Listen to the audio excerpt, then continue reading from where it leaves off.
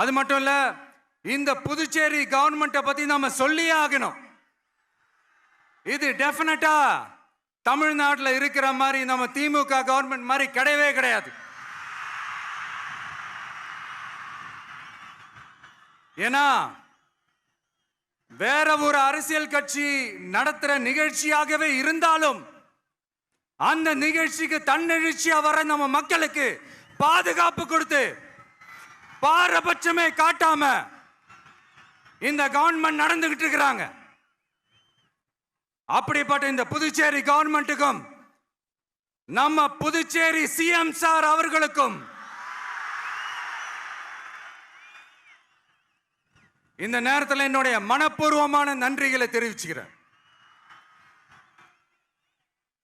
இத பார்த்தாவது தமிழ்நாட்டில் இருக்கிற அந்த திமுக கவர்மெண்ட் கத்துக்கிட்டா நல்லா இருக்கும்.